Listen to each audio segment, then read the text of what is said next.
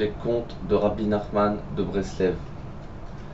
Le prince de pierres précieuses. Il était une fois un roi qui n'avait pas d'enfant. Il consulta plusieurs docteurs car il ne voulait pas que son royaume tombe entre des mains étrangères. Mais les docteurs ne lui furent d'aucun secours. Alors il décréta que les Juifs prient pour lui, afin qu'il ait des enfants. Les Juifs se mirent à chercher un tzaddik susceptible de prier et de faire en sorte que le roi ait des enfants. Ils cherchèrent et trouvèrent un tzaddik caché. Ils lui demandèrent de prier pour le roi et pour que celui-ci ait des enfants. Le tzaddik leur répondit qu'il ne savait pas. Les Juifs en informèrent le roi.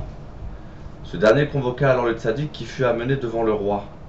Le roi commença par lui parler gentiment et lui dit : « Tu sais que les Juifs sont en mon pouvoir. Je peux faire d'eux ce que bon me semble. Par conséquent, je te demande de prier pour que j'aie des enfants. » Le tzaddik lui assura qu'il aurait des enfants cette année-là et rentra chez lui. La reine mit au monde une fille qui était d'une grande beauté. À l'âge de 4 ans, elle connaissait toutes les sciences, savait parler toutes les langues et était musicienne. Les rois de tous les pays venaient la voir, ce qui réjouissait fort le roi. Quelque temps plus tard, le roi désira un fils, car il ne voulait pas que son royaume revînt à un étranger. Il décréta encore une fois que les Juifs prient pour qu'il ait un fils. Les Juifs partirent à la recherche du premier tzaddik, mais ne le trouvèrent pas car il était mort. Ils cherchèrent donc encore et trouvèrent un autre tzaddik caché. Ils lui demandèrent de faire en sorte que le roi ait un fils. Il leur répondit qu'il ne pouvait pas. Les Juifs en informèrent le roi. Alors le roi dit au tzaddik : « Tu sais que les Juifs sont en mon pouvoir. » Et il lui tint le même discours qu'au premier tzaddik. Alors le sage, c'est-à-dire le tzaddik, lui répondit : « Feras-tu ce que je t'ordonnerai ? » Le roi répondit : « Oui. » Le sage reprit : « J'ai besoin que tu fasses apporter toutes sortes de pierres précieuses car chaque pierre a une vertu particulière. » Les rois possèdent un livre où sont répertoriées toutes les pierres précieuses. Le roi déclara : « Je dépenserai la moitié de mon royaume pour avoir un fils. » Puis il fit apporter toutes sortes de pierres précieuses. Le sage les prit et les réduit en poudre.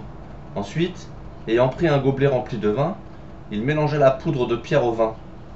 Puis il fit boire au roi la moitié du gobelet et l'autre moitié à la reine.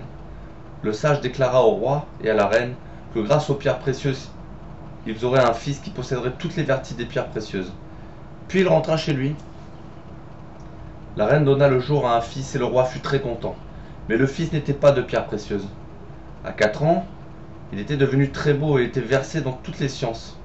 Il connaissait toutes les langues et des rois venaient le voir. La princesse s'aperçut qu'elle avait moins d'importance aux yeux des autres et fut jalouse du prince. Sa seule et unique consolation était que bien que le tzaddik eût déclaré que le fils serait entièrement de pierres précieuses, il n'en était rien. Un jour, le prince se fit une entaille au doigt en coupant du bois. La princesse accourut pour le panser et vit dans le doigt du prince une pierre précieuse. Elle fut très jalouse et se fit passer pour malade. De nombreux docteurs vinrent la voir, mais furent incapables de la guérir. On fit alors venir des sorciers. Elle dévoila la vérité à l'un d'entre eux. Elle avait fait semblant d'être malade à cause de son frère. Puis elle demanda aux sorciers s'il était possible d'ensorceler un homme de telle sorte qu'il eût la lèpre. L'autre répondit que c'était possible. Elle dit alors : « Mais peut-être pourra-t-il trouver un sorcier pour annuler le charme et guérir, non ?» Le sorcier répondit alors que si on jetait le charme dans l'eau, il ne pouvait pas être annulé. Alors qu'est-ce qu'elle a fait ?